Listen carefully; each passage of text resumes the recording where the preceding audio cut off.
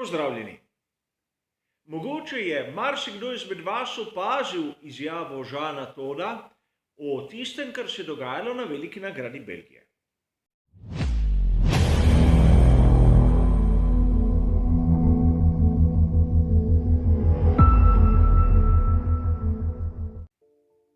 O veliki nagradi Belgije je bilo govora tudi na mojem kanalu, morda še preveč. Ampak ko sem danes prebral izjavo predsednika Mednarodne avtomobilske zveze Jeana Todda, sem videl kar nekaj zanimivih iztočnic, ki nam morda prikažejo zadevo v čisto drugačni luči. Na spletni strani motosport.com je bil objavljen članek, kjer sta spregovorila tako Jean Todt kot Gerhard Berger. In tu moram priznati, da sem bil izjemno neprijetno presenečen. Jean Todt je s prstom začel kazati v dve različni smeri, ki pa po mojem osebnem mnenju nista pravi.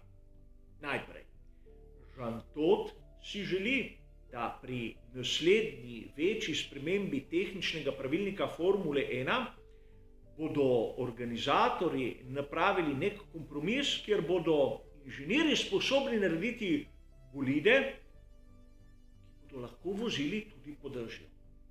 Namreč Jean Todt pravi, da sodobni bolid Formule 1 dvigne za seboj prevelik oblak kapljic, da bi se bilo kaj videlo. Ampak, bodimo iskreni, sodobni bolidi Formule 1 lahko vozijo tudi v dežju. Imamo pnevmatike za vlažno progo in imamo dežne pnevmatike. Videli smo kar nekaj super zanimivih dirk tudi v lanski sezoni. Treba si je nekaj priznati, kdaj pa kdaj premočno dežuje in tudi voda z asfalta lahko nima časa odteči dovolj hitro, da bi lahko spremljali bilo katero dejavnost. Formula 1 je šport na odprtem, zato se je treba tudi kdaj pa kdaj prilagoditi vremenskim razmeram. A tako Todt kot Berger sta začela s teorijo, ki meni osebno ni bila niti najmanj všeč, namreč praktično iskala sta rešitev v ameriških serijah, kjer na ovalih, ko začne samo malce deževati, ustavijo dirko. In to samo zaradi tega, ker v Belgiji dirke nismo videli. Namreč, kot sem že mnogokrat dejal, po mojem osebnem mnenju v Belgiji dirke sploh začeti ne bi smeli, a o tem bomo govorili na koncu. Jean Todt govori o naslednji spremembi pravilnika, čeprav niti tiste, ki bo prišla v veljavo drugo leto, nismo še videli. In prav ta sprememba, kateri bomo priča čez nekaj mesecev, bi znala malce omiliti težave, ki smo jih videli na mokrem asfaltu. Bolidi Formule 1 dvignejo za seboj ogromen oblak dežnih kapljic. Bodisi s pnevmatikami in bodisi zaradi aerodinamične učinkovitosti. Zračni tok, ki gre po oblinah samega bolida, spremeni svojo smer, se zvrtinči in ko dežuje v tem zračnem toku, se hočeš nočeš nahajajo tudi kapljice. Zato za samim bolidom nastane svojevrsten oblak, skozi katerega se ne vidi. To je pojav, ki je v svetu Formule 1 znan. Bolj ko je učinkovit aerodinamično bolid, močnejši je ta učinek. A v naslednji sezoni bomo videli bolide, ki bodo izkoriščali talni efekt. Zaradi tega bo tudi vrtinčenje zraka za bolidom bistveno manjše in to bi moralo omiliti ta pojav. Preprečiti seveda ne, ampak omiliti da. Druga točka, na katero je pokazal Jean Todt, je bila po mojem osebnem mnenju čisto zgrešena in tudi malce žaljiva. Jean Todt je povedal, da leta 1976 na dirki za veliko nagrado Japonske v Fužiju je bil Niki Lauda tisti, ki se je ustrašil vremenskih razmer.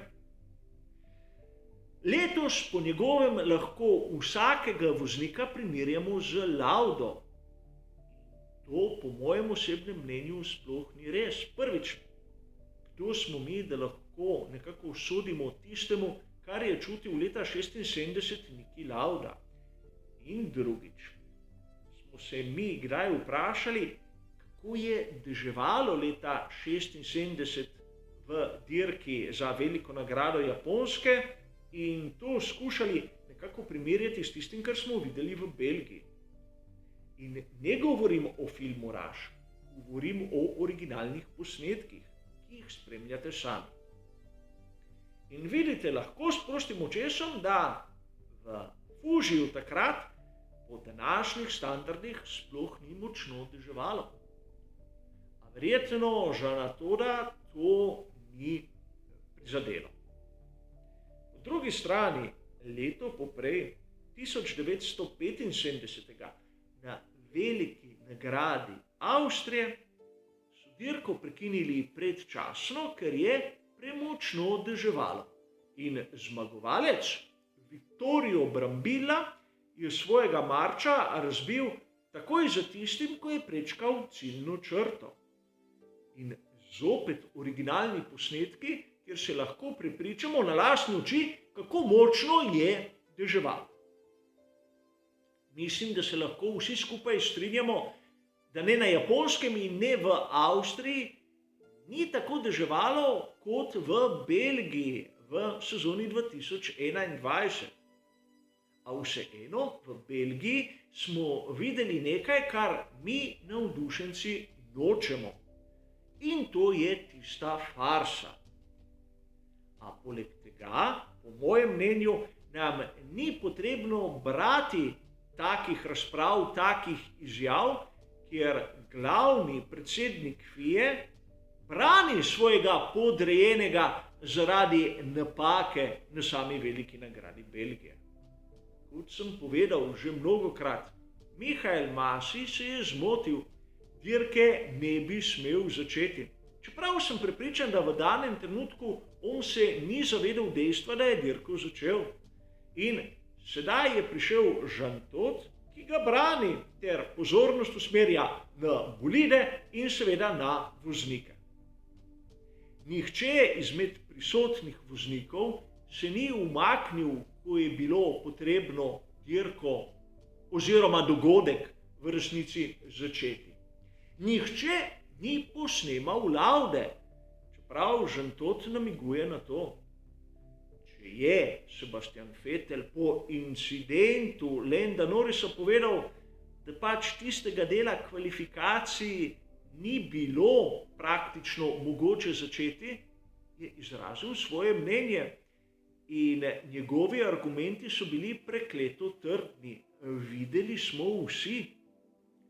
Morda se bo komu izmed vas zdelo, da se ponavljam, ampak mnogokrat v zgodovini Formule 1 smo videli, da do določenih sprememb je prišlo po hudih nesrečah in tudi tragičnih dogodkih. V svetu Formule 1 se hočejo seveda izogniti ponavljanju tragedij. Ampak v Belgiji nismo videli nobene napake ne na strani voznikov in ne na strani bolidov. Če vzamemo zopet primer, ki je spremenil Formulo 1.